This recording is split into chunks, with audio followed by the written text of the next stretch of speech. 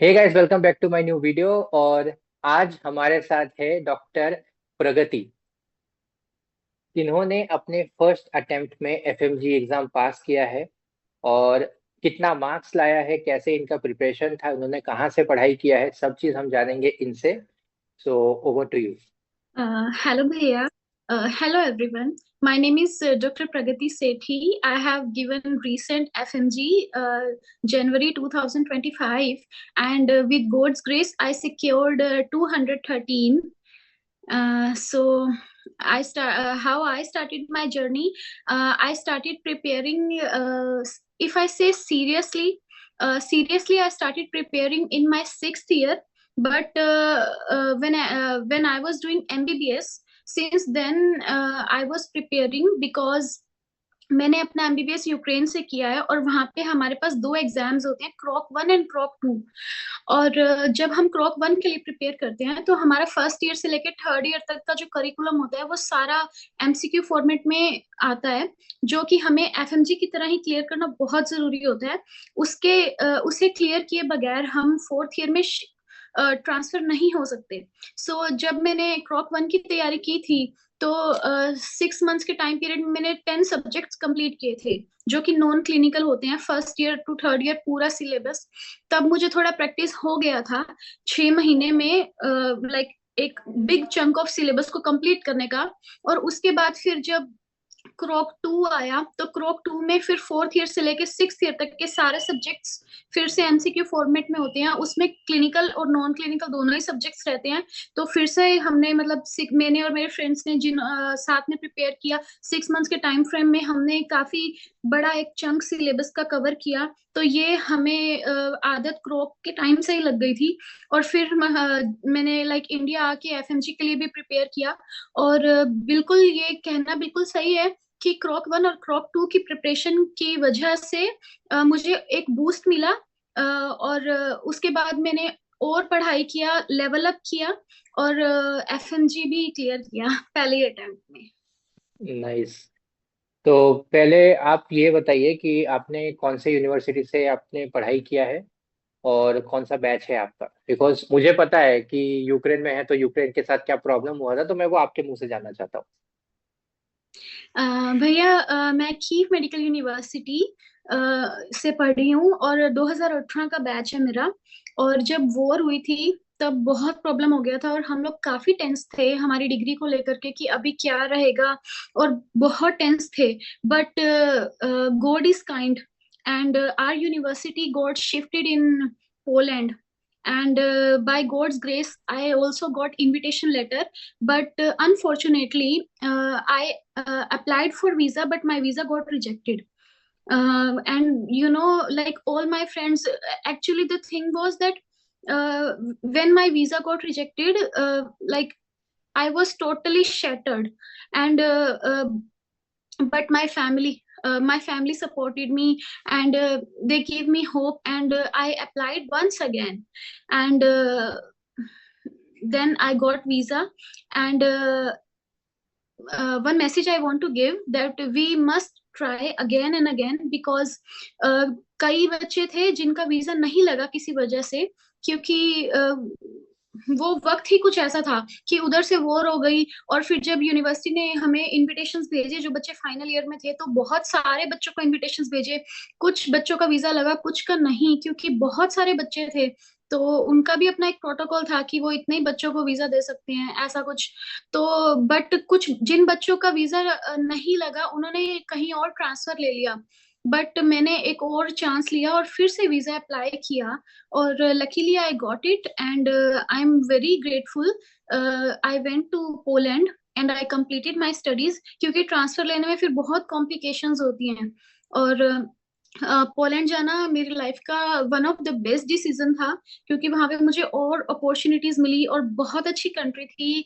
I enjoyed like every bit of my stay in Poland. And I had so many opportunities other than studies. We did so many workshop of like dissection, and I participated in so many international medical conferences. And I had some presentations on like Hirschsprung disease, on and on acute epiglottitis, and I think and these things somewhere somehow helped me in giving a boost into my preparation. हम्म। मतलब हाँ, ये तो एक चीज अच्छा है कि जब मेडिकल कॉन्फ्रेंस वगैरह किए तो वो मेडिसिन से ही रिलेटेड है। अपना खुद के एफएमजी में भी वही सारी चीजें पूछी जाती है, तो जब उस टॉपिक पे इतना अच्छे से पढ़े तो तुमको यहाँ आने के बाद जब तुमको वो टॉपिक दिख रहा है तो तुमको ऐसे दिमाग में आ रहा है, अरे इसके बारे में तो मैंने पूरा रिसर्च किया है, अरे इसके बारे में तो मैंने भाषण दिया है, पूछो क्या पूछना है। बिल्कुल। ओके। एंड अभी एक और लास्ट क्वेश्चन में है मेरा कि आपने प्रिपरेशन जो होता है एक एफएमजी के लिए, जो आपको पता है कि हाँ मेरा 2024 का दिसंबर या 2025 का जनवरी जो भी है, मुझे उसके लिए पढ़ना है, तो वो वाला जो एक्चुअल पढ़ाई है वो वाला पढ़ाई आपने कब से चालू किया था, और इंडिया आने से पहले आपके कितने सब्जेक्ट्स हो गए थे, क्या क्या सब्जेक्ट्स आपने कवर किया था? एक्चुअली मैंने सीरियस प्रिपरेशन 6th ईयर में ही शुरू किया था, सीरियस अगर मैं कहूँ। बट हाँ, जब मैंने अपना सीरियस प्रिपरेशन शुरू किया डेडिकेटेड टू एफएमजी, उससे पहले बाय गॉड्स ग्रेस मुझे अच्छी नॉलेज थी, क्योंकि सभी पढ़ते हैं, like everybody gives there 100%, I believe. अगर आप फॉरेन मेडिकल ग्रेजुएट हो, आपके दिमाग में ये कहीं ना कहीं है कि हमें एफएमजी के लिए प्रिपेयर करना है, तो we started early and we try to gain as much as we can from our respected teachers. और एक्चुअली जब ये वॉर हुई थी तो मैंने दूसरे एग्जाम्स के बारे में भी सर्च किया, and I started preparing for PLAB actually, क्योंकि एनएमसी हम्म। बहुत कुछ बोल रही थी उस दौरान जब वॉर हुई थी कि यूक्रेन में जो भी हुआ है उस वजह से हम एफएमजी में बैठने नहीं देंगे। बहुत सारी ऐसी बातें आ रही थी कि मतलब क्लिनिकल, क्योंकि हमारा जो था कि कोविड भी आया बीच में, है ना। और फिर उसके बाद जब हमने क्रॉप 1 भी इवन दिया था तो लाइक कोविड आ गया था। कोविड आने के बाद हमने क्रॉप 1 दिया, तो काफी मतलब कि बहुत ही मतलब स्ट्रगल वाला वक्त था वो, क्योंकि हमें ऑनलाइन क्लासेस थी और हमें क्लिनिकल एक्सपोजर नहीं मिला, क्योंकि क्रॉप 1 में भी कुछ मतलब क्लिनिकल एस्पेक्ट भी होता है जो कि हमें क्लिनिकल एक्सपोजर नहीं मिला, बट स्टिल हमने प्रिपेयर किया। और क्रॉप 1 में मुझे 78% मिले थे। और क्रॉप 1 और क्रॉप 2 भी बिल्कुल एफएमजी जैसा ही होता है, उसमें 60% होता है पासिंग परसेंटेज, कि 60% आप क्लियर करेंगे तब आप हम आगे प्रमोट होंगे अगले ईयर में, otherwise you hmm. Have to repeat. और क्रॉप 2 में, और फिर मैं क्रॉप 1 के बाद प्रिपेयर करती रही, और उसके बाद फिर मुझे क्रॉप 2 में 92% मैंने स्कोर किया, which like which also gave me a boost for my FMG preparation. And then मैंने dedicated FMG का ही preparation किया। और जो फर्क है प्रिपेयर करने में, जैसे पहले मैंने प्लैब का भी प्रिपेयर किया था, तो कहीं ना कहीं माइंडसेट ऐसा था कि मुझे ना किसी मतलब कि अच्छी कंट्री के एग्जाम के लिए प्रिपेयर करना है, तो मैं ऑलरेडी मतलब अच्छे से प्रिपेयर कर रही थी कि पता हम्म। नहीं एग्जाम में क्या आ जाए कहाँ से। तो लाइक मेरे रिसोर्सेज काफी अच्छे थे और मैं पढ़ रही थी, like and I'm not smart enough to compare between my teachers. All the teachers are good, all the platforms are good. uh, it's we like सभी टीचर्स बहुत अच्छा पढ़ाते हैं, सभी प्लेटफॉर्म्स बहुत अच्छे होते हैं, हमें अपना बेस्ट देना होता है ना। हमें इस मतलब कि हमें इस तरह से पढ़ना होता है कि जो भी हमारे टीचर हमें पढ़ा रहे हैं, हम अपना 100% एफर्ट करें कि हम उसे एज मच एज गेन कर पाए, राइट। तो हम्म। उसके बाद फिर लाइक जो मैं बहुत ग्रेटफुल हूँ उन सभी के लिए जो कि एनएमसी गए थे। अभी जो एनएमसी ने बोला था कि 2 साल की इंटर्नशिप है, मैं उस वक्त हम्म। पोलैंड में थी और मैं भी बहुत परेशान हुई थी इस बात को लेके। और अगर मैं उस वक्त इंडिया में होती तो मैं भी जरूर एनएमसी जाती, अ, जो भी हमने सबने प्रोटेस्ट किया एफएमजीज ने। But I was in Poland that time, and I am really really grateful to all the teachers and all my seniors who went to NMC and who protested, and by God's grace NMC ने 1 साल का internship कर दिया हम्म। है। तो हम्म। many many congratulations to all my FMG friends. And then like I made my mindset that yes, I'm going to write my home country's exam, and then I started preparing for it. और जो मेरी strategy थी वो मैं कहूंगी कि like grand test पे मैंने काफी फोकस किया, हम्म। ग्रैंड टेस्ट देने में। बट कहीं ना कहीं मैं बहुत स्ट्रगल करती थी ग्रैंड टेस्ट को रिव्यू करने में। और ग्रैंड टेस्ट देना जितना जरूरी है उससे ज्यादा जरूरी उसे रिव्यू करना है। हम्म। ये एक चीज तो सही बोला आपने कि grand test is important. Grand test तो करना पड़ेगा। तो अभी जैसे आप बोल रहे हैं कि आपने 6th ईयर से अपना एक्चुअल जो है प्रिपरेशन चालू किया, मतलब सीरियस वाला प्रिपरेशन। लेकिन उसके लिए भी आपका एक जो बेस होता है वो बेस बन के रेडी था। लैब के लिए हो या आपके क्रॉक एग्जाम के लिए हो, कहीं ना कहीं आपने वो एक बेस पढ़ के रखा था। उसके बाद आपने चालू किया 6th ईयर से स्पेसिफिकली एफएमजी के लिए पढ़ना। तो अभी अगर जो भी देख रहा है कि जिस जो भी अभी अगले साल जनवरी में पेपर देने वाला है, या फिर उसका इस साल जून में या जुलाई में खत्म होने वाला है, तो उन लोगों के लिए आप क्या कहना चाहोगे कि कैसे करके ये एक साल जो है अभी जनवरी से लेकर अगले साल के जनवरी तक, ये एक साल वो लोग कैसे करके अपने माइंडसेट को रखें? कौन कौन से ऐसे चीजें हैं जो आपने गलत किया है, या फिर आपको अभी फील हो रहा है कि वहां पर उस मोमेंट पे मैंने वो जो चीज किया वो नहीं करती तो आज और बेटर कर सकती थी, इवन इफ आपका बहुत अच्छा मार्क्स है, ये मार्क्स खराब नहीं है। लेकिन खुद का भी एक रहता है ना कि यहाँ यहाँ मैंने एक गलतियां भी की है। वो गलतियों के बारे में आप अगर बताएंगे तो क्या रहेगा कि जो जूनियर्स उनको समझ में आएगा कि वो एटलीस्ट वो चीजें ना करें, या फिर एटलीस्ट वो चीजें करें जिससे उनका और प्रोग्रेस हो। एक तो मेरी पहली गलती ये थी कि despite giving so many grand test, I got a panic attack a night before my exam, जो कि नहीं होना चाहिए था। बट मुझे नहीं पता, like you know, spontaneous, like it was spontaneous, like a night before exam I got a panic attack like never before.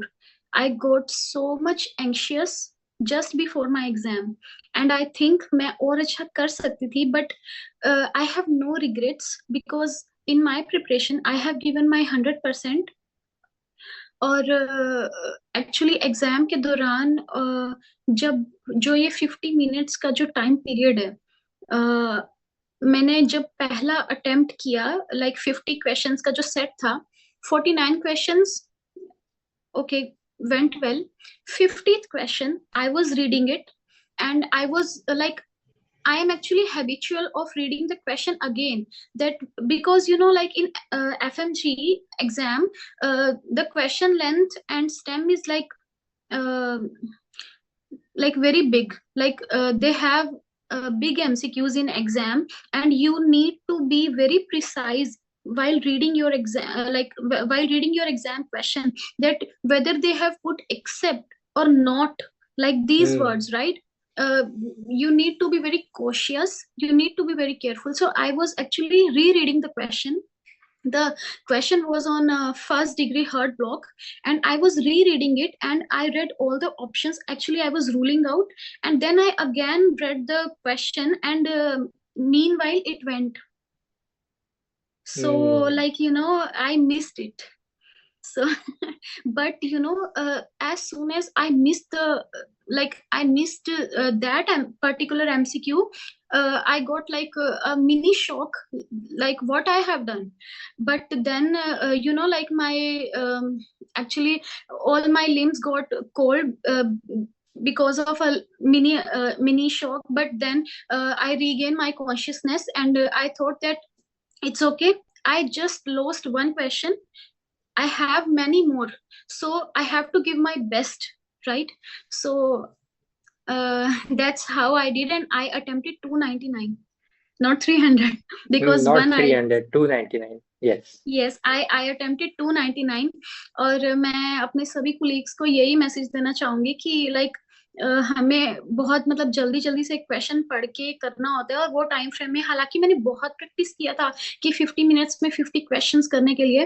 और मतलब जब मैं ग्रैंड टेस्ट दिया करती थी अपनी स्टडी टेबल पर, तो मैं I was able to save 10 minutes, I was able to save 15 minutes. But in real exam, you know, because like you have anxiety, like you have some kind of tension on the hmm. real exam day, and I think you have to have positive mindset. और फिर मैंने जब मेरा एक question miss हो गया, तो मैं बाकी के क्वेश्चंस करती गई। और उसके बाद फिर जब पेपर टू था, पेपर टू में फिर से मैंने जो 50-50 का सेट आया था जो क्लिनिकल क्वेश्चंस था, पेपर टू में मैंने फिर से 10 मिनट बचा लिए थे। हर 50 सेट में मैंने 40 मिनट्स में हर सेट किया, 10 मिनट्स मैंने बचा लिए।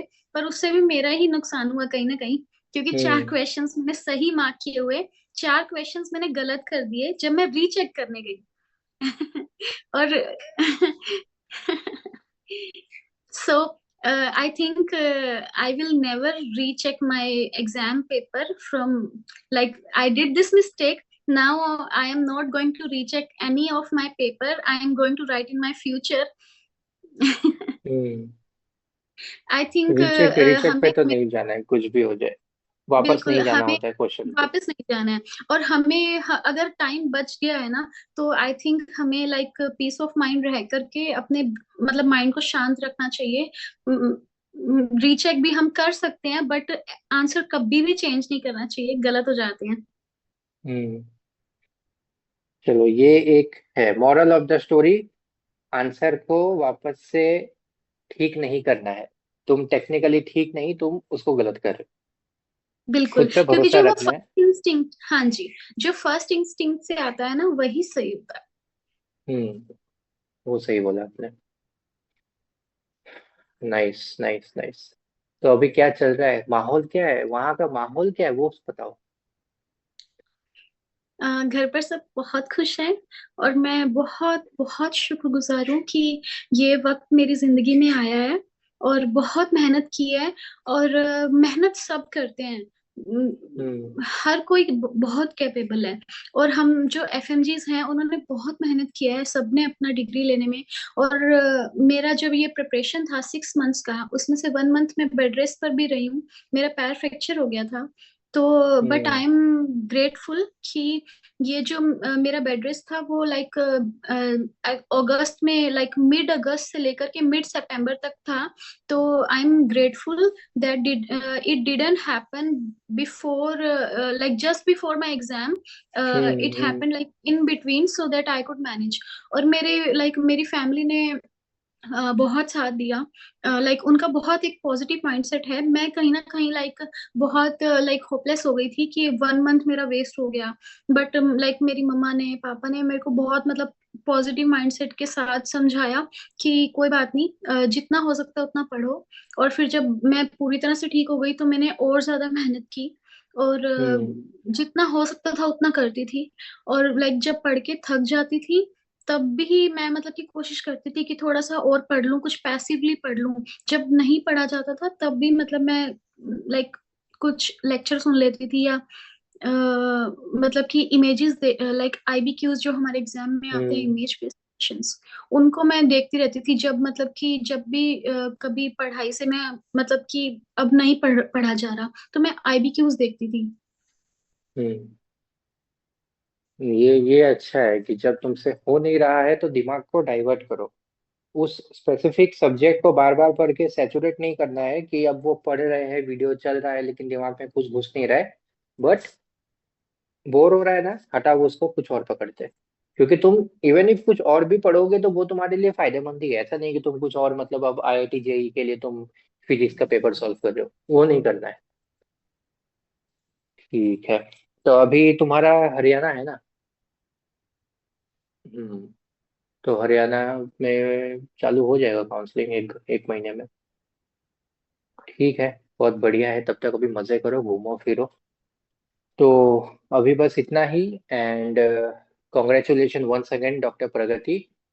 और डॉक्टर प्रगति से एक याद आया कि इनका जो है एक चैनल भी है जिसका नाम है डॉक्टर प्रगति सेठी। तो उस चैनल में हमने बात किया था एक बार बहुत पहले कि इसका जो पढ़ने का जो तरीका है, वो तरीका इन्होंने बोला था कि वीडियो वीडियो बनाएंगे। उसके बारे में आप भी बताइए कि क्या है आपका फ्यूचर प्लान्स, क्या है। थैंक यू सो मच भैया फॉर हैविंग मी हियर। और मैं जब से प्रिपेयर कर रही हूँ, मैं तब से आपको जानती थी डॉक्टर अल्फा के नाम से, और हम लोग काफी बात भी करते थे। और सबसे पहले तो मैं आपको थैंक्स कहना चाहती हूँ, क्योंकि मैंने आपसे बहुत गाइडेंस लिया है। और हमेशा मैंने लाइक प्रिपरेशन शुरू करने से पहले भी मैंने आपसे बात किया था, और आपने मुझे काफी गाइड किया है। लाइक वीडियोस तो सभी हम लोग आपकी देखते ही हैं। जो भी आप इंफॉर्मेटिव वीडियोस डालते हैं, इंटर्नशिप के बारे में हो या फिर फॉर्म्स फिलअप करने के बारे में हो, every detail. And I am very like thankful to you कि आपने मुझे हर एक लाइक डिटेल में गाइड किया है कि किस तरह से पढ़ो, कैसे पढ़ो। लाइक एक छोटी बहन की तरह आपने मुझे गाइड किया, थैंक यू वेरी मच। और मेरे एक्चुअली हमारे जो प्रिपरेशन होती है उसमें कुछ नंबर्स होते हैं, लाइक हम्म कैलोरीज हैं, कि किसे कितनी कैलोरीज, सेडेंट्री मॉडरेट कैलोरीज, किसे कितनी कैलोरीज चाहिए, या फिर हम्म न्यूट्रिशन के लिए। लाइक न्यूट्रिशन ऐसा चैप्टर है जिससे बहुत एमसीक्यूज आते हैं, और वो नंबर्स का पूरा खेल है कि किसे कितना विटामिन डी, कितना विटामिन ए का डोजेज है, और टोटल डोजेज कितनी है। और लाइक हमारे करिकुलम में ना नंबर्स बहुत हैं, और जब बहुत सारे नंबर्स होते हैं हम याद तो कर लेते हैं, 2 दिन तक याद रहते हैं, बट फिर क्या होता है ना कि वो मर्ज होना शुरू हो जाते हैं। तो मेरा एक हम्म। अपना एक फन वे था नंबर्स को याद रखने का, कि कौन सा नंबर कहाँ पर है। और भी ऐसे कुछ मेरे अपने कुछ तरीका है पढ़ने का। तो वो मैंने सोचा है कि मैं जरूर जो भी मैं कर पाऊंगी अपने सभी एफएमजी फ्रेंड्स के लिए, मैं जरूर अ, अपने सभी तरीकों को शेयर करूंगी। आई थिंक उससे कुछ भी मदद हो पाए तो I would be very happy. ठीक है, तो गाइस, इनका चैनल है डॉक्टर प्रगति सेठी, ठीक है। लिंक इन द डिस्क्रिप्शन, उनके चैनल का लिंक मैं डाल दूंगा। और उसमें इन्होंने जैसे बोला है कि इनका जो खुद का एक ट्रिक्स है, क्योंकि बहुत बार ऐसा होता है ना, ये स्पेसिफिकली उन लोगों के लिए हेल्पफुल होगा जो रिपीटर्स हैं। बिकॉज रिपीटर्स को समझ में नहीं आता कि यार मैंने जिन सब्जेक्ट को पढ़ा था, नहीं निकला, 147 आया, 148 आया, 145 आया। मतलब 5 मार्क्स, मतलब ऐसा नहीं कि उनको नॉलेज की कमी है, उनका बस थोड़ा बहुत कहीं तो कुछ तो छूट गया। तो उसमें अगर ऐसा कोई, हो सकता है कि इनका जो कहने का या पढ़ने का तरीका है, उसमें जो चीजें समझ में नहीं आ रही थी उसमें से अगर 10% भी समझ में आए ना, तो वो 10% ही मार्क्स चाहिए। 145 वाले को कितना ही परसेंट मार्क्स चाहिए था, 149 वाले को कितना ही चाहिए था, 1 मार्क्स। तो वो 1 मार्क्स का मतलब इनके बताने के तरीके में से 10% भी समझ में आ गया, उसमें से एक सेडेंट्री का एक कैलोरी वैल्यू राइट कर दिया, 150। तो ठीक है, आप उस चैनल पे वीडियो डालिए, and everybody just go and check her channel. और आज के वीडियो के लिए बस इतना ही, and I wish you all the luck, congratulation once again, thank you and भैया। Take care, bye bye.